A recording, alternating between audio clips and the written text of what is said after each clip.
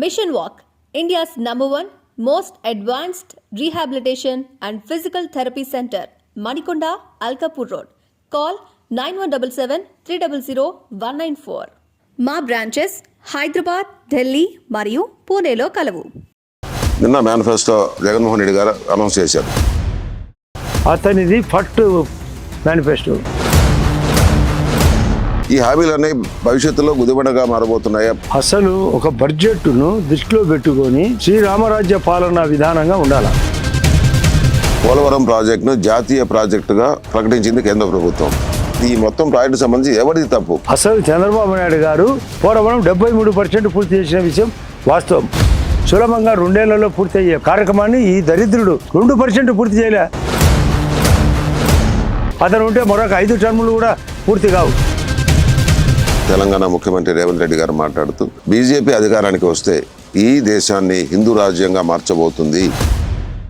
అసలు ఇక్కడ సనాతన హిందూ ధర్మం మోడీ గారు క్లియర్గా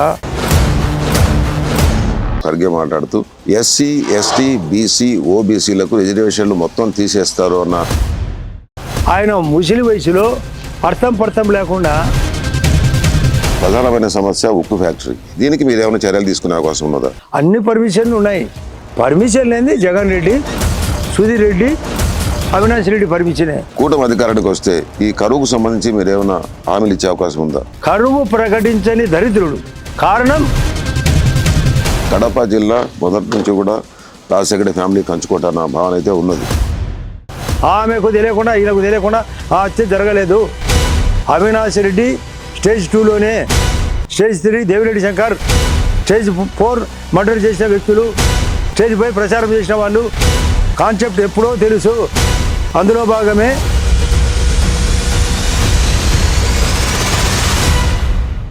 విమర్శలైన పొగడ్తలైన నిర్మోహమాటంగా మాట్లాడడం ఆయన నైజం. మనసులోని మాట కుండ బద్దలు కొట్టేట్టు మాట్లాడడం ఆయనకు అలవాటు. స్వతహాగా అధ్యాపకుడు కావడంతో ఒక ప్రణాళిక ప్రకారం ఆయన ముందుకెళ్తుంటాడు. ఆయన పేరే చదిపిరాల ఆదినారాయణ రెడ్డి. ప్రస్తుతం జంబలమడుగు బీజేపీ అభ్యర్థిగా శాసనసభకి పోటీ చేస్తున్నారు. ఇప్పుడు జరుగుతున్న పరిణామాలు ఏదైతే కాంగ్రెస్ నాయకులు చేస్తున్న విమర్శలు కానీ, లేకుంటే ఇక్కడ ప్రస్తుతం నిన్న అనౌన్స్ చేసిన మేనిఫెస్టో కానీ, తెలుగుదేశం పార్టీకి సంబంధించిన మేనిఫెస్టో, వైసీపీకి సంబంధించిన మేనిఫెస్టోకి సంబంధించి ఏ విధమైన ఎట్లా ఉన్నాయి ఏంటి దాని గురించి తెలుసుకునే ప్రయత్నం చేద్దాం. అలా చెప్పండి. నిన్న మేనిఫెస్టో జగన్మోహన్ రెడ్డి గారు అనౌన్స్ చేశారు.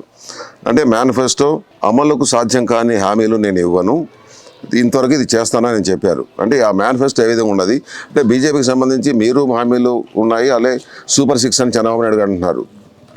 ఎలా ఉంటుంది ఏంటి పరిస్థితి? అసలు జగన్మోహన్ రెడ్డి గారు చేసిన ఈ 5 ఏళ్లలో ఎక్కలేని విధంగా అప్పులు. కేవలం ఆ సంక్షేమకు ప్రాధాన్యత ఇవ్వడం వలన అప్పుల సంఖ్య వేరే అభివృద్ధి చేయకపోవడం వలన అడ్డదిడ్డాల అప్పులు. ఈ దరిద్ర పాలనలో అతను ఏమి చేయలేక ఇంకా మేనిఫెస్టో కూడా కుదించుకున్నాడు. కానీ ఒకవైపు అభివృద్ధి చేస్తూ కొత్తదనముతో చంద్రబాబు నాయుడు గారు, మోడీ గారి యొక్క సపోర్టుతో డబుల్ ఇంజన్ వలన దానికి కొత్తగా ఆస్తుల కల్పన చేసి సంక్షేమం అభివృద్ధి చేయడంలో మేనిఫెస్టో 6 మేనిఫెస్టోలు ఆచితూచి, ఆయన కూడా 3 సార్లు ముఖ్యమంత్రి కావడం వలన ఆచితూచి అందులో ఆమోదితమైన, కేంద్రం ఆమోదితమైన మేనిఫెస్టో చంద్రబాబు నాయుడుది. ఇతనికి ఏ సహకారము లేదు. ఇతను అటు ఎన్డీఏలో లేడు, అటు ఇండియా కూటమిలో లేడు. దీని కారణంగా అతనికి తోడు లేదు, నీడ లేదు. ఇక్కడ చూస్తామా ఇప్పటికీ అప్పుల పాలు. ఆ జీతాలు కట్టేదానికి, అతను చేసే దరిద్రానికి సరిపోతుంది. కాబట్టి మేనిఫెస్టో దరిద్రంగా ప్రవేశపెట్టాడు అన్ని రకాలుగా. కాబట్టి టోటల్ ఫెయిల్యూర్. ఇది ఈ ఫట్ అని ఈరోజు పత్రికలో వచ్చింది. అతనిది ఫట్ మేనిఫెస్టో. ఇది సూపర్ 6 సూపర్ ఉంది. మరియు మోడీ గారి యొక్క కాన్సెప్ట్ 14 ఐటాలు. అందులో 7 ఐటమ్స్ సూపర్ డూపర్గా ఉన్నాయి, మరొక 7 ఐటమ్స్ నిదానంగా అర్థం చేసుకునే ఐటాలు. కాబట్టి మా మోడీ గారి 14 ఐటాలు, ఈ యొక్క 20 ఐటాలు సూపర్ 20గా ఉన్నాయి. అంటే ప్రధానంగా ఎప్పుడైతే ఈ హామీలకు సంబంధించి, ఎన్నికల మేనిఫెస్టోలకు సంబంధించి పార్టీలు చెప్తున్నాయి, ఏదైతే హామీలు ఇస్తున్నాయో ఈ హామీలు భవిష్యత్తులో ఎలా ఉండబోతున్నాయి, లేకుంటే ఆంధ్రప్రదేశ్ కాదు తెలంగాణ ఏ ప్రాంతమైనా కానివ్వండి, ఈ హామీలు అనేవి భవిష్యత్తులో గుదిబండగా మారబోతున్నాయా ప్రభుత్వాలకు కానీ, లేదంటే ఈ దేశానికి కానీ, రాష్ట్రాలకు కానీ ఎలా ఉండబోతున్నాయి? అసలు ఒక బడ్జెట్ను దృష్టిలో పెట్టుకొని పన్నులు వేయకుండా శ్రీరామరాజ్య పాలన విధానంగా ఉండాలి. ఇక్కడ మోడీ గారి యొక్క బడ్జెట్ ఒకసారి గమనించండి. 13,50,000తో కూడిన బడ్జెట్. మొన్న తత్కాల్ బడ్జెట్ ఎలక్షన్ దృష్టిలో పెట్టుకొని మోడీ గారు పెట్టిన ఓటాన్ అకౌంట్ బడ్జెట్ 47,60,000 కోట్ల బడ్జెట్. దీంట్లో ఖచ్చితమైన విధి విధానం అంటే ఇంతకుముందు వచ్చిన కలెక్షన్ అంతా దొంగగా పోయేది. ఆ దొంగతనం కట్టడి చేసి పన్నులు లేకుండా చేసిన ఈ బడ్జెట్ ఇప్పుడు చెప్పబడిన అన్ని ఐటాలకు సరిపడుతుంది. అభివృద్ధి జరుగుతుంది, సంక్షేమం జరుగుతుంది. 3వ స్థానానికి 5వ స్థానము ప్రపంచంలో ఉండే ఈ యొక్క ఇండియా 3వ స్థానానికి రాగలుగుతుంది. మొన్న జయప్రకాష్ నారాయణ గారు అయితే చక్కటి స్టేట్మెంట్ ఇచ్చాడు. మోడీ గారు ఇదే మరొక 25 ఏళ్ళు పాలన కొనసాగితే, బీజేపీ పాలన కొనసాగితే ప్రపంచంలో మొదటి స్థానం. అంటే సంక్షేమం తగ్గకూడదు, అభివృద్ధి తగ్గకూడదు, ఆస్తుల కల్పన జరగాల, ప్రజల యొక్క శాంతి భద్రతలు ఉండాలా, వాళ్ళకు ఉపాధి ఉద్యోగం కలగాల, విదేశాలతో సఖ్యత ఉండాలా, మిలిటరీ బాగుండాలా, జీడిపి పెరగాల, ద్రవ్యోల్బణం తగ్గాల. ఇది రఘురామరాజన్ కూడా చెప్పిన మాట. ఈ మాటకు తగ్గట్టుగా మోడీ గారు ఉన్నారని, ఎక్కడ ప్రపంచంలోని విధంగా ఉన్నారనే ఆయన పేరు విశ్వగురు వచ్చింది. కాబట్టి విశ్వగురు ఆధ్వర్యంలో ఎన్డీఏ కూటమి, చంద్రబాబు ఆధ్వర్యంలో ఏపీ, వికసిత భారత్, వికసిత ఆంధ్రప్రదేశ్, జమ్మలమడుకు వచ్చేదే వికసిత జమ్మలమడుగు. కడప మావాడు పోటీ చేస్తున్నాడు భూపేశ్ రెడ్డి, వికసిత కడపగా మారుస్తాం మా ఆలోచన ఉంది. కాబట్టి దీన్ని ఎక్కడ పోదు బడ్జెట్ను ఫ్రేమ్ చేసుకుంటూ విదేశాలు కూడా ఎఫ్డీఐ అలో చేసినారు. ఎఫ్డీఐ అలో చేయడం వలన వాటి యొక్క తక్కువ వడ్డీతో ఇక్కడ కూడా చాలా ఫ్యాక్టరీలు వస్తాయి. చాలా ఫ్యాక్టరీలు వస్తే ఆస్తుల కల్పన చుట్టూ జరుగుతుంది.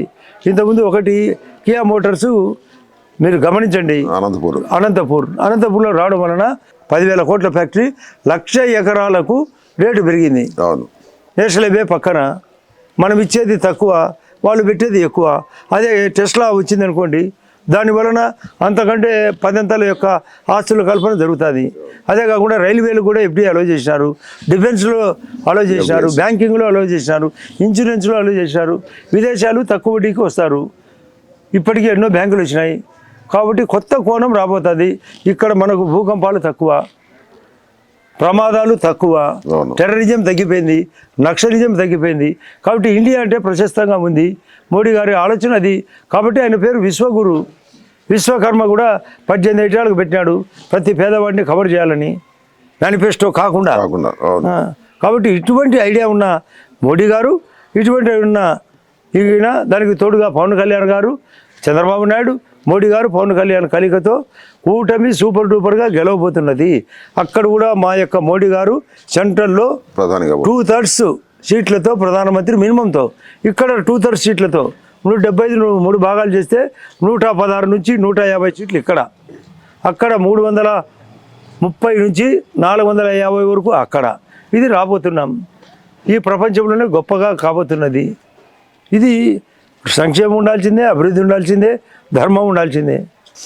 ప్రధానంగా మనం విభజన చట్టాన్ని గురించి ఒకసారి ఆలోచిస్తే, పోలవరం ప్రాజెక్టును జాతీయ ప్రాజెక్టుగా ప్రకటించింది కేంద్ర ప్రభుత్వం. ఆ రోజు అనుమతి ఇచ్చింది. అయితే 8 సంవత్సరాల కాలంగా, 5 సంవత్సరాలు, అంతకుముందు 3.5 సంవత్సరాలు, 8.5 సంవత్సరాల కాలంగా ఆ ప్రాజెక్టు కొంతవరకే పూర్తి అయింది. అంటే ఎప్పుడు కంప్లీట్ కావాలి? ఇప్పుడు కాపర్ డ్యామ్లు అట్లే ఉన్నాయి, ఇక్కడ ప్రాజెక్టు సంబంధించి మెయిన్ కెనాల్స్ అట్లే ఉన్నాయి. ఏంటి దీని పరిస్థితి? ఈ మొత్తం ప్రాజెక్టు సంబంధించి ఎవరిది తప్పు, కేంద్రందా రాష్ట్ర ప్రభుత్వం అనేది? అసలు చంద్రబాబు నాయుడు గారు నేను స్వయంగా చేస్తానని ఆయన ఫస్ట్ 5 ఏళ్లలో రాష్ట్ర పరిస్థితి, అమరావతి కట్టుతూ పోలవరం ప్రధాన అంశాలు. పోలవరం 73% పూర్తి చేసిన విషయం వాస్తవం.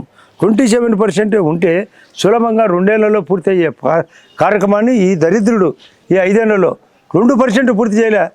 కాబట్టి అతను మేనిఫెస్టోలో ఎప్పుడో మరొక 5 ఏళ్ళు, అతను ఉంటే మరొక 5 టర్ములు కూడా పూర్తి కావు. కాబట్టి పోలవరం పూర్తయితే రాయలసీమ ప్రాజెక్టు లింక్ ఉంది. కారణం గోదావరి వాటర్ సాగర్కు ఎంటర్ అయితే కృష్ణా వాటర్ మిగులై రాయలసీమ ప్రాజెక్టులకు అటు పక్కనుండే నెల్లూరు, ప్రకాశం కూడా చేరుతుంది. కాబట్టి కేంద్ర నిధులు రెడీగా ఉన్నాయి. ఇతను చేయకుండా అంత మొండిగటము, ఇతనికి జరగకూడదని కోరిక, తన సొంత నిధులు, సొంత ఆదాయము, సొంత ఖర్చులు సొంతం చూసుకోవడం తప్ప. సొంత ఇల్లు కట్టుకుంటాడు, సొంత పాత్రలు సంపాదించుకుంటాడు. కాబట్టి పోలవరం పూర్తి 2 ఇయర్స్ స్పాన్లో అయిపోయేదాన్ని 5 ఏళ్లలో ఉంటే ఇతను 5 టర్ములైనా చేయలేడు. అంటే పోలవరం ప్రాజెక్టుకు సంబంధించి ఇంతవరకు 8 సంవత్సరాల కాలంలో కేంద్ర రాష్ట్ర ప్రభుత్వాలు ఖర్చు పెట్టింది 22,000 కోట్లు అని చెప్తున్నారు. అంటే ఇంత పునరావాసానికి సంబంధించి ఇంకొక 30,000 కోట్ల పైన కావాల్సింది. పునరావాసం ఇప్పుడు ప్రధాన సమస్య ఇక్కడ ఆ పోలవరం ప్రాజెక్టు సంబంధించి. అంటే ఆ పునరావాసానికి సంబంధించి మొత్తం బడ్జెట్ సంబంధించి నిధులు మీ కూటమి అధికారంలోకి వస్తే, బీజేపీ అధికారంలోకి వచ్చిన తర్వాత మీరేమో దాని గురించి ప్రయత్నం చేయబోతున్నారు, ఏంటి పరిస్థితి? అసలు ఇప్పటికే సిద్ధార్థనాథ్ సింగ్ గారు మా యొక్క ఎలక్షన్ కమిటీ ఆయన ఓపెన్గా క్లియర్ చెప్పడం జరిగింది పత్రికలో. మాకు కూడా సమాచారం ఉంది. పోలవరం టోటల్ క్లియర్ చేసే బాధ్యత రాష్ట్ర ప్రభుత్వానికి పెడుతూ పైన సహకారంతో మరొక 2 నెలల్లో పునరావాసంతో సహా పూర్తి చేసే బాధ్యత రాష్ట్ర కేంద్రాన్ని తీసుకోబోతున్నది. దేశవ్యాప్తంగా ఎలక్షన్ జరుగుతున్న నేపథ్యంలో కాంగ్రెస్ పార్టీ ప్రధానంగా భారతీయ జనతా పార్టీ పైన 2 విమర్శలు చేస్తున్నది. ఒకటి, నిన్న రేవంత్ రెడ్డి మాట్లాడుతూ, తెలంగాణ ముఖ్యమంత్రి రేవంత్ రెడ్డి గారు మాట్లాడుతూ బీజేపీ అధికారానికి వస్తే ఈ దేశాన్ని హిందూ రాజ్యంగా మార్చబోతుంది అన్నదాన్ని ఏ విధంగా అర్థం చేసుకుంటారు? అసలు ఇక్కడ సనాతన హిందూ ధర్మం ఎప్పటి నుండో అయినా మోడీ గారు క్లియర్గా హిందూ ధర్మాన్ని కాపాడుతూ అన్ని మతాలను, ఆయనకి ఇక్కడ ఎస్సీ ఎస్టీలు, క్రిస్టియన్స్, ముస్లిం సోదరులు, సిక్కులు, జైన్లు, పార్సీలు, సింధీసు ఇంతమంది ఉండే వాటికి అందరినీ భద్రత కాపాడుకుంటూ హిందూ ధర్మం కాపాడడం బీజేపీ మోడీ గారి యొక్క సిద్ధాంతం. బీజేపీ సిద్ధాంతం, మోడీ గారి సిద్ధాంతం. ఏదో కారు కూతలు కూసి ఏదో మోసం చేసి ఎలాగోలా అధికారంలోకి వచ్చే వాళ్ళ దొంగ మాటలు ఇవి. అంటే వాళ్ళు చెప్తున్నారు, అంటే హిందూయిజం అన్నది, లేకుంటే హిందూ అన్న పదం అన్నది జీవన విధానం, అది దాన్ని మతంగా ఎలా చూస్తున్నారు వీళ్ళు ఏంటి అన్నది. ఇది అసలు హిందూ ధర్మము, సనాతన ధర్మము, ఆ ధర్మాన్ని కాపాడుతూ మిగతా ఇప్పుడు చెప్పబడిన అన్ని కమ్యూనిటీలను కాపాడము. ముస్లిం మైనార్టీ సోదరులకు గతంలో కంటే భిన్నంగా మన బీజేపీ ప్రభుత్వంలో చాలా మంచి జరగబోతున్నది. అందరినీ వాళ్ళకు ధనవంతులు చేయాలంటే వాళ్ళకు స్కీములు, PMEGP స్కీమ్ అందరికీ వర్తిస్తుంది. ఉచిత బియ్యం అందరికీ వర్తిస్తుంది. ఆభా కార్డు అందరికీ వర్తిస్తుంది. సోలార్ పథకం అందరికీ వర్తిస్తుంది. ఇండ్లు అందరికీ వర్తిస్తుంది. గ్యాస్ పథకం అందరికీ వర్తిస్తుంది. జలజీవన్ మిషన్ తాగునీళ్ళు అందరికీ, ఇంటింటి కుళాయి అందరికీ వస్తుంది. గ్రామీణ ఉపాధి పథకం అందరికీ వర్తిస్తుంది. దానివల్ల 18 ఐటాలు అందరికీ వర్తిస్తాయి. అదే కాకుండా మహిళలకు ఇంతకుముందు 10 లక్షలు అయితే 20 లక్షల స్కీమ్ అందరికీ వర్తిస్తుంది. MSME స్కీమ్ అందరికీ వర్తిస్తుంది. కాబట్టి అందరికీ వర్తించే స్కీములు అన్ని ధర్మాలకు, అన్ని కులాలకు అభివృద్ధికి ఉపయోగపడే దాన్ని వాళ్ళకు తెలుసుకోకుండా అసలు జయప్రకాష్ నారాయణ గారు ఇచ్చిన స్టేట్మెంట్, రఘురామరాజన్ ఒక RBI మాజీ గవర్నర్ ఇచ్చిన స్టేట్మెంట్ అర్థం చేసుకోకుండా సూక్ష్మ బుద్ధితో, చిల్లర బుద్ధితో చెప్పే మాటలు అవి. ఇంకొక విమర్శ ఏంటంటే భారతీయ జనతా పార్టీకి సంబంధించి నిన్న ఢిల్లీలో ఖర్గే మాట్లాడుతూ, AICC అధ్యక్షుడు ఖర్గే మాట్లాడుతూ బీజేపీ అధికారానికి వస్తే SC, ST, BC, OBCలకు రిజర్వేషన్లు మొత్తం తీసేస్తారు అన్న ఒక అభద్రతా భావన క్రియేట్ చేసే ప్రయత్నం జరుగుతుంది. దీన్ని ఏ విధంగా తీసుకుంటారు? అంటే రిజర్వేషన్స్ అని చాలా కాలంగా రాజ్యాంగ ప్రకారం కొనసాగుతున్నాయి, కానీ కొత్త వాదన తెస్తుంది కాంగ్రెస్ పార్టీ తరపై. అసలు అభద్రత అన్న మాట వాళ్ళ అభద్రత, వాళ్ళు గెలవలేని పరిస్థితి. ఏదో ఒకటి మాయమాటలు చెప్పి ఏదో ఒక నెపం తోసి ఆయన ముసలి వయసులో అర్థం పర్థం లేకుండా ఆ ప్రశ్నే ఉత్పన్నం కాదు. ఇక్కడ ఆ వాటిని కాపాడడం, 3వ స్థానానికి తీసుకుపోయే దానికోసం అన్ని ప్రయత్నాలు చేసేటప్పుడు ఇలాంటి చిన్న చిన్న తప్పులు ఎక్కడ జరగవు. చాలా ఎలాబరేటెడ్గా ఇక్కడ బీజేపీ పార్టీ ఉంది. మోడీ గారు 4 సార్లు ముఖ్యమంత్రి, 2వసారి కాదు 3వసారి కాబోయే ప్రధానమంత్రి. కొత్తదనం అన్ని రకాలుగా 370 ఆర్టికల్ క్లియర్ చేసినాడు. జమ్మూ కాశ్మీర్లో అడిగితే తెలుస్తుంది. అక్కడ ముస్లిం సోదరులు, వ్యాపారస్తులు, అక్కడ టెర్రరిజం తగ్గిపోయింది. అక్కడ వ్యాపారాలు అపారంగా జరుగుతున్నాయి. రియల్ ఎస్టేట్ జరుగుతుంది. వసతుల కల్పన జరుగుతుంది. టన్నెల్ ఏర్పాటు జరిగింది. పోయి చూస్తే తెలుస్తుంది. కొత్త కొత్త విమానాశ్రయాలు 74 ఉంటే 75 పెంచి 149 విమానాశ్రయాలు. సాగర్మాల కింద 6 లక్షల కోట్లు సాగర్మాల కింద. ఒకవైపు రైల్వే, అన్ని చోట్ల కొత్త రైల్వే స్టేషన్లు, కొత్త కొత్త వందే భారత్ రైళ్ళు. 100 రైళ్ళు మనకు కూడా ఇప్పటికే 4 రైళ్ళు రన్ అవుతున్నాయి. ఈ రాష్ట్రంలో, ఈ దేశంలో 14 రైళ్ళు, 100 రైళ్ళ కాన్సెప్టు, కొత్త కొత్త విధానం, డిజిటల్ వచ్చింది. ట్రైన్ ఎక్కడ వచ్చేది తెలుస్తుంది, ఫ్లైట్ ఎక్కడ వచ్చేది తెలుస్తుంది. ఏంది తెలుసుకోకుండా నేషనల్ హైవేస్ ఎక్కలేని విధంగా 300 నేషనల్ హైవేలు. ఈ మనకే 4000 కిలోమీటర్లు ఏపీలో నేషనల్ హైవేలు. ఏమి తెలుసుకుంటారు? ప్రతి ఒక్కరికి ఎందుకు ఇస్తున్నారు బియ్యం, ఎందుకు ఆరోగ్యం ఎందుకు ఇస్తున్నారు, కరెంట్ ఎందుకు ఇస్తున్నారు, తాగునీళ్ళు ఎందుకు ఇస్తున్నారు, ఇళ్ళు ఎందుకు ఇస్తున్నారు, గ్యాస్ ఎందుకు ఇచ్చారు, రోడ్లు ఎందుకు పెంచారు, విమానాశ్రయాలు ఎందుకు పెంచారు, నౌకాశ్రయాలు ఎందుకు పెంచారు? కమ్యూనికేషన్ పెరగాల, ట్రాన్స్పోర్ట్ పెరగాల, ఆస్తుల కల్పన జరగాల, బ్యాంకింగ్ సిస్టమ్ మారాలా. మహిళ కూడా ఫ్రీగా తిరగాల, గాంధీ స్వరాజ్యం రావాలా, రాత్రిపూట మహిళ సొంతంగా తిరగాల, ఎక్కడ కూడా టెర్రరిజం నక్సలిజం లేదన్న విషయం అందరికీ తెలుసు. వీళ్లకు ఏమి కాకుండా ఆ కూటమే లుకలుకలు, అయ్యేదే పోయేదే, అభద్రతా భావము, ఈ ఇష్టం వచ్చిన ముసలితనము. ఆయన ఖర్గే మాటలకు అర్థం లేదు పడతాం లేదు.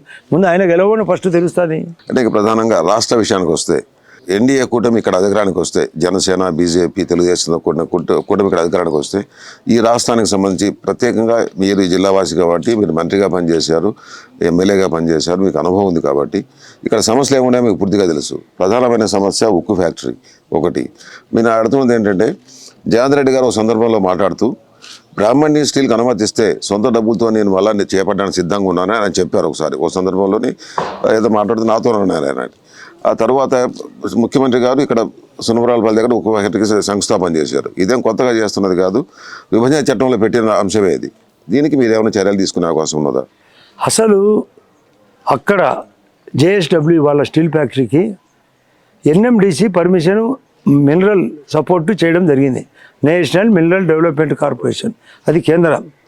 మినరల్ కావాలంటే బళ్ళారిలో ఉంది, ఒరిస్సా నుంచి కూడా ఎక్కడ తెచ్చుకున్నా కూడా పర్మిషన్ ఉంది వాళ్ళకు. జేఎస్డబ్ల్యూ వాళ్ళకు అటు అక్కడ ఒరిస్సాలో, ఇక్కడ బళ్ళారి దగ్గర హోస్పిటల్లో వాళ్ళకు ఆల్రెడీ ఫ్యాక్టరీలు ఉన్నాయి. 38 మిలియన్ టన్సుల కెపాసిటీ ఉంది. వాళ్ళు ఆయన జిందాల్ గారు చెప్పడం జరిగింది. అన్ని పర్మిషన్లు ఉన్నాయి. పర్మిషన్ లేని జగన్ రెడ్డి, సుధీర్ రెడ్డి, అవినాష్ రెడ్డి పర్మిషనే. అయ్యో ఎట్లా ఓడిపోతారు కాబట్టి ఆ పర్మిషన్లు అవసరం లేదు కాబట్టి మా పర్మిషన్ కూడా అవసరం లేకుండా ఆటోమేటిక్గా జరిగే కార్యక్రమం అది జేఎస్డబ్ల్యూ ఫ్యాక్టరీ. రెండవది జనార్దన్ రెడ్డి గారు తిరిగి గుర్తించి పార్టీ కొత్తగా పెట్టి బీజేపీలో రీజాయిన్ అయినాడు. ఆయనకు కూడా లీగల్గా క్లియర్ అయితే నేను కూడా టెక్నికల్గా ఆలోచించి ఈడీ ఏం చెప్తుంది, సిబిఐ ఏం చెప్తుంది, ఆ రెండు క్లియరెన్స్ అయ్యి ఆయనకి ఏమన్నా క్లియర్ చేయగలిగితే ఆయన యొక్క నిధుల లేదంటే మరొక ప్రైవేట్ ఫ్యాక్టరీ దానికి కూడా ఎన్ఎండిసి ఉంటే ప్యారలల్గా 2 ఇండస్ట్రీ జమ్మలకు అవకాశం ఉంది. దీనికి గ్యాపు 1 కిలోమీటర్ మాత్రమే, ఈ ల్యాండ్కు ఆ ల్యాండ్కు. ప్లస్ ఆర్టీపీపీ కూడా దాని వెస్ట్ వైపు ఈ ఫ్యాక్టరీలు, ఈస్ట్ వైపు ఆర్టీపీపీ ఉంది. దానికి తోడు national highway Jammalamadugu Proddatur Muddanur road national highway, లేదా రాబోయే చాగల్మరి రోడ్డు మరొక నేషనల్ హైవే ఉంది. రైల్వే జోన్, రైల్వే ఇటు దాల్మియా ఫ్యాక్టరీ వైపు ఉండే రైల్వే జోన్ కానీ పాత ముద్దనూరు కానీ 2 దగ్గరగా ప్యారలల్గా ఉన్నాయి కాబట్టి రైల్వే కూడా అటాచ్మెంట్ ఉంది. వాటర్ గండికోట మైలవరం వాటర్ ఉంది, థర్మల్ పవర్ ఉంది, ట్రాన్స్కో లైన్స్ ఆల్రెడీ తలమచ్చిపట్నం దగ్గర ట్రాన్స్కో లైన్స్ ఉన్నాయి. దానికి అన్ని కాన్సెప్ట్, అందులో పొల్యూషను బహుదూరం ఏ పల్లె కూడా లేదు అక్కడ కాబట్టి పొల్యూషన్ ప్రాబ్లం లేదు. ఓన్లీ ప్రాబ్లం స్థానిక పొలిటికల్ ప్రాబ్లం. అందులో జగన్ రెడ్డి ధనదాహానికి బలయ్యి జేఎస్డబ్ల్యూ లేటు. ఈ ప్రాంతానికి సంబంధించి ఇరిగేషన్ వ్యవసాయానికి సంబంధించి ఇప్పుడు ప్రస్తుతం ఈ జిల్లా కానీ లేకుంటే చాలా ప్రాంతాలు తీవ్ర కరువు ఎదుర్కొన్న పరిస్థితి, వేలాది బోర్లు ఎండిపోయిన పరిస్థితి. కూటమి అధికారానికి వస్తే ఈ కరువుకు సంబంధించి మీరు ఏమైనా హామీలు ఇచ్చే అవకాశం ఉందా? అసలు తక్షణమే కరువు ప్రకటించి కేంద్ర బృందాన్ని పంపి ఈ మహానుభావుడు, ఈ దరిద్రుడు జగన్ రెడ్డి కరువు ప్రకటించని దరిద్రుడు. కారణం రాజకీయంలో కరువు అని ప్రకటిస్తే అతనికి రాజకీయ ఓట్లు తగ్గుతాయని ధర్మాన్ని వదిలి అధర్మంతో రాజకీయ కోణంలో కరువు ప్రకటించకపోవడం అన్యాయం.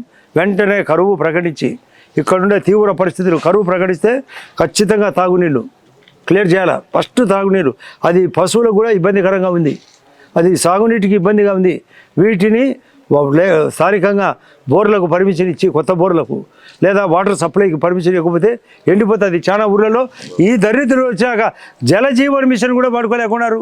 జలజీవన్ మిషన్ 50% బదులు మరొక కరువు ప్రకటనగా 80% ప్రకటించి తాగునీళ్ళను పెంచి అసలు వారం రోజుల లోపలనే క్లియర్ అయ్యే పరిస్థితులు చాలా ఊళ్ళలో ఉన్నాయి.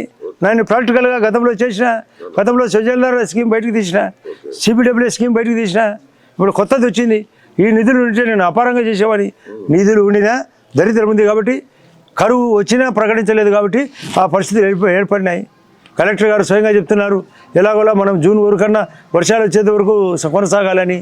కారణం ఈ పాలన విధానం బాగలేక ఇక్కడ ఇబ్బంది ఉన్నా కూడా కవరేజ్కి ఎంతో సౌకర్యం ఉంది. ఇంతలా ఈ రాజస్థాన్ లాంటి ఎడారిలో కూడా బీజేపీ ప్రభుత్వము ఈ వాటర్ ఇబ్బంది ఉన్నా కూడా సెట్ చేసిన బీజేపీ ప్రభుత్వం సహకారంతో మేము 100% సెట్ చేయబోతున్నాం. ఇక్కడ మీరు ఎమ్మెల్యేగా పోటీ చేస్తున్నారు, మీ అన్నగారు అబ్బాయి భూపేష్ రెడ్డి కడప ఎంపీగా పోటీ చేస్తున్నారు. అంటే రాజకీయ పరిస్థితులు ఎలా ఉన్నాయి? ఎందుకంటే కడప జిల్లా మొదటి నుంచి కూడా రాజశేఖర రెడ్డి ఫ్యామిలీ కంచుకోట అన్న భావన అయితే ఉన్నది. ఎట్లా ఉంది పరిస్థితి? ఒక్కసారి రాజశేఖర రెడ్డి ఫ్యామిలీ కంచుకోట అనే దానికి మేము కూడా ఆయనతో పాటు ప్రయాణం. 96 పార్లమెంట్ ఎలక్షన్ 1996 కానీ 98 కానీ 96లో కేవలం 4000 ఓటుతో గెలవలిగినాడు రాజశేఖర రెడ్డి. 98లో కూడా 50,000 ఓట్లు, 99లో కూడా వివేకానంద రెడ్డి గారు 50,000 ఓట్లే.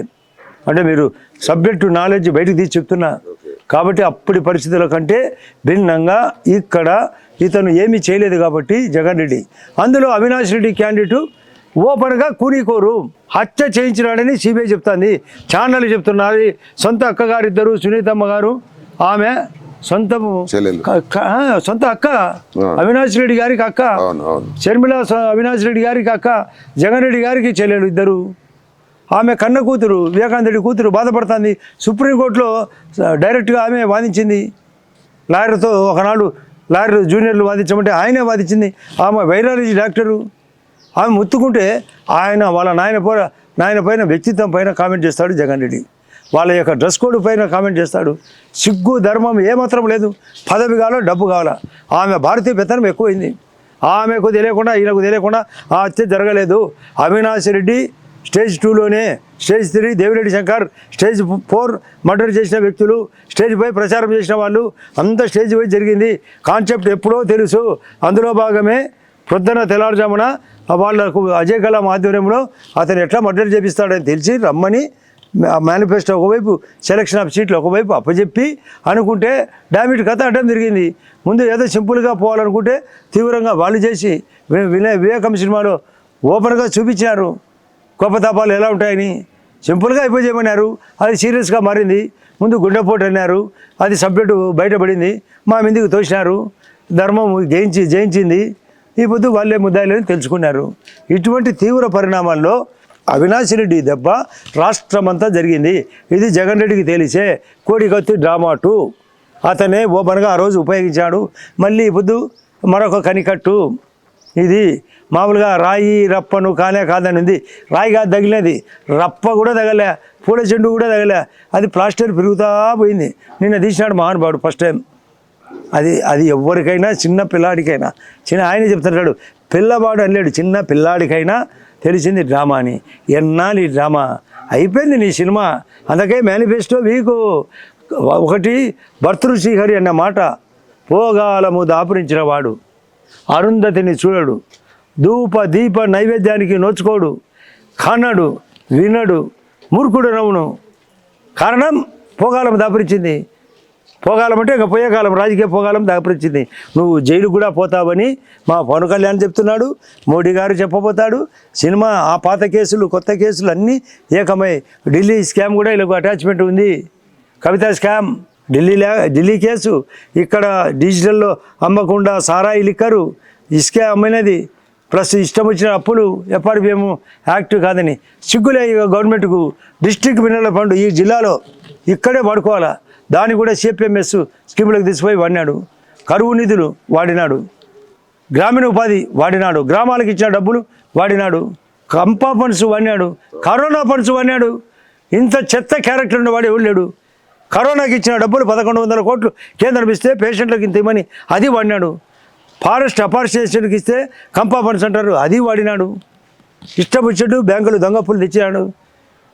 ఏదో మద్య నిషేధమని మధ్య విషాదంగా మరిచాడు. నిషేధంపై విషాదంగా మారింది. డొక్కు సారాయి, మామూలుగా గతంలో కమ్యూనిస్టులు చెప్పేవారు కల్తీ సారాయి సీసాలో పోసి అమ్మడం అని. దొంగ సారాయి అమ్మినాడు. దొంగ బతుకు, దొంగ క్యారెక్టర్. ఇటువంటి రాజకీయాలకు అవసరమా?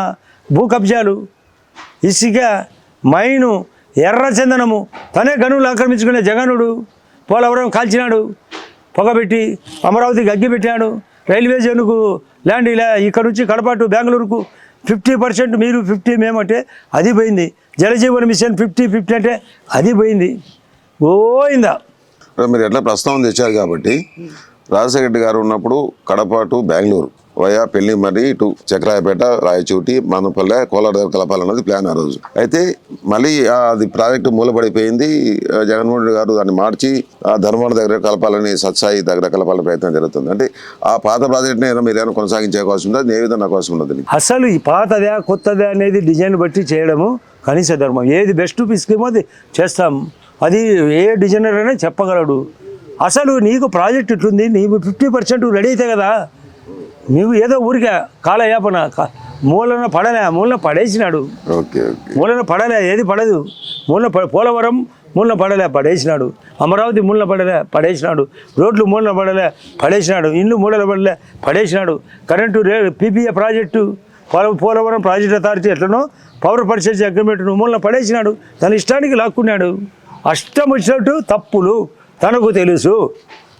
పోలింగు కౌంటింగ్ మధ్యలో కూతురుల సాకుతో పోతాడు లండన్కు, ఇంకా రాడు. అంతే సంగతులు. లండన్ ఇంకా జానే కే బాద్ ఫిర్ ఆయేగా నై. అంటే ఇప్పుడు ఎలక్షన్ దగ్గరకు వస్తున్న నేపథ్యంలో, పోలింగ్ దగ్గరకు వస్తున్న నేపథ్యంలో బీజేపీ అగ్రనేతలు ఏమైనా ఈ ప్రాంతానికి వచ్చే అవకాశం ఉంది? అమిత్ షా గారు వస్తారన్న ఒక ఆలోచన. అమిత్ షా గారి ఆలోచన 7-8 తేదీల్లో, మే 7-8 తేదీల్లో 14 పోలింగ్ కాబట్టి అనకాపల్లె, రాజంపేట, తిరుపతి జోన్కు మోడీ గారు రాబోతున్నారు. విజయవాడ రోడ్ షో కూడా జరగబోతుంది. అమిత్ షా గారు ధర్మవరము, జమ్మలమూడు కూడా రాబోతున్నాడు. మాకు సమగ్ర సమాచారం ఉంది. వాళ్ళు సీనియర్ లీడర్లు కాబట్టి ఇక్కడ అందులో ఇతని తప్పులు చెప్పాలని, మేము మంచి భవిష్యత్తు ఉందని, రాజకీయం మాకు ఎందుకు అవసరమని చెప్పడానికి వస్తున్నారు. కాన్సెప్ట్ పరంగా ఉన్నారు. పాలిటిక్స్లో వాళ్ళ యొక్క స్కీములు అందరికీ తెలియజేయాలా, అందులో విధానం. నేను మొన్న 25వ తేదీ నాడు ర్యాలీ చేస్తే నాకు తెలిసి ఈ రాష్ట్రంలో ఎక్కలేని విధంగా ర్యాలీకి అటెండెన్స్ అయినారు. మీరు ఓపెన్గా దాన్ని డ్యూటీ చూడొచ్చు, లేదా పోలీసు వాళ్ళు తీసిన వీడియోలు చూడొచ్చు. మనుషులలో మమతలు ఉన్నాయని, వాళ్ళ అవసరాలు ఉన్నాయని. Thank you. ఇది జమ్మలమడుగు బీజేపీ అభ్యర్థి ఆదినాయుడు గారు చెబుతున్నది. కూటమి అధికారానికి వస్తే ఈ ఆంధ్రప్రదేశ్ రాష్ట్ర సమగ్ర అభివృద్ధి కోసం కృషి చేస్తామని చెప్తున్నారు. ఏదైతే పెండింగ్ ప్రాజెక్టులకు సంబంధించి ప్రధానంగా పోలవరం 2 సంవత్సరాల కాలంలో దాని పునరావాసం సంబంధించి నిధులు మంజూరు చేయించడంతో పాటు దాన్ని పూర్తి చేస్తామని చెప్తున్నారు. అలాగే రాయలసీమకు సంబంధించి పెండింగ్ ప్రాజెక్టులు కూడా పూర్తి చేస్తామని చెప్తున్నారు. ఏది ఏమైనప్పటికీ కూటమి విజయం సాధించబోతుందని చెప్తున్నారు. ప్రధానంగా ఎన్నికల ప్రచారంలో భాగంగా బీజేపీ అగ్రనేతలు అమిత్ షా లాంటి వారు ఇక్కడ ఈ ప్రాంతాల్లో పర్యటిస్తారని ఆయన చెప్తున్నారు. ఎందుకంటే రాజమండ్రి నుంచి ధర్మవరం కూడా ఆయన రోడ్ షోలతో పాటు బహిరంగ సభలు ఉంటాయని చెప్తున్నారు. నమస్తే, నేను మోనిక. తెలుగు రాజ్యం ఇక ఊరూరా రాబోతోంది. దినదిన ప్రవర్ధమానమవుతున్న తెలుగు రాజ్యం ఛానల్కు 2 తెలుగు రాష్ట్రాల్లోని 42 లోక్సభ నియోజకవర్గాల నుంచి న్యూస్ కాంట్రిబ్యూటర్స్గా వ్యవహరించడానికి యువతను ఆహ్వానిస్తోంది. జర్నలిజం పట్ల ఆసక్తి, కనీస సామాజిక రాజకీయ పరిజ్ఞానం, స్థానిక పరిస్థితులపై మంచి అవగాహన, స్థానిక పరిచయాలు, గౌరవప్రదమైన జీవనం ఉంటే సరికొత్త సామాజిక విప్లవంలో మీరు కూడా భాగస్వాములు కావచ్చు. మీ అంతరంగాన్ని ఆవిష్కరించవచ్చు. ప్రతి లోక్సభ నియోజకవర్గ పరిధిలో 2కి అవకాశం ఉంటుంది. 30 నుంచి 35 ఏళ్ల మధ్య వయస్కులై జర్నలిజం పట్ల అభిరుచి, ఆసక్తి కలిగిన యువతీ-యువకులు తమ వివరాలు, జీవన విధానం, ఆసక్తి గల ప్రాంతం, పాస్పోర్ట్ ఫోటోతో కలిపి ఈ దిగువన నంబర్కు వాట్సాప్ చేయొచ్చు. నంబర్ 8125150555.